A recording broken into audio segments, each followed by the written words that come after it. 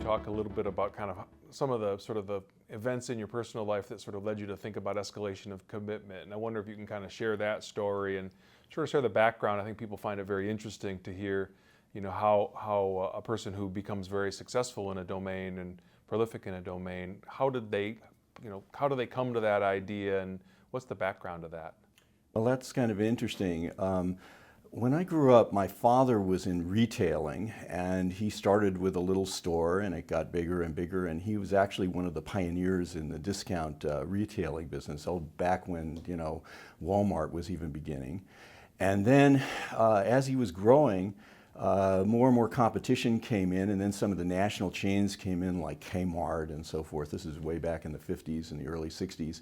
And so it got much more competitive, and so a big Kmart would open up across the street from him, and he'd have to share all of his customers with them, and they'd keep lowering their prices until he couldn't meet them.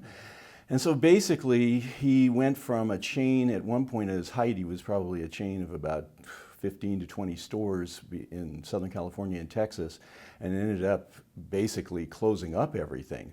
But what's interesting about my father was, and his experience was, as the business was declining, most of his friends who were in similar businesses were taking out money to make sure that they weren't going to go broke. They would take some personal money out of the business to make sure that they had some safety.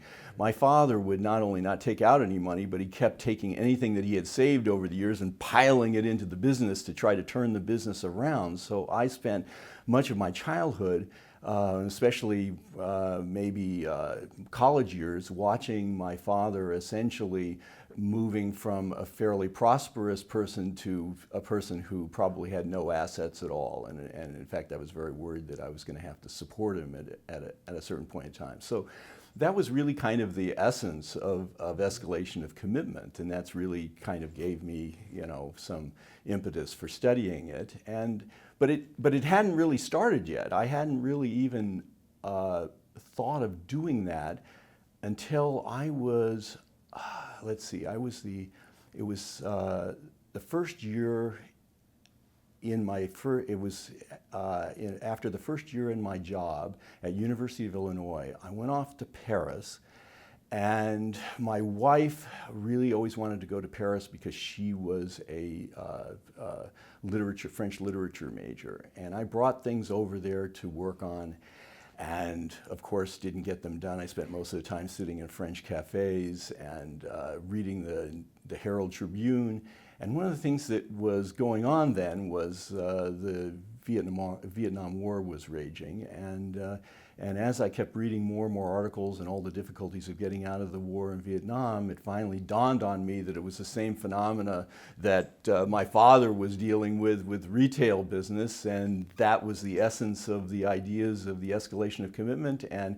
And at the time, I was getting some letters from a senior person back at University of Illinois saying, "I hope you are really getting some research done over there," and which I was getting nothing. What my product was after the summer was that I had a few napkins written, which comprised the design of the first experiment of escalation commitment. So it was worthwhile. That's great. That's fascinating. And so it's sort of like connecting the dots later on, and seeing kind of that pattern, I guess, and finding that inspiration outside of what we might think of as traditional sort of academic venues, I guess. Exactly. Yeah.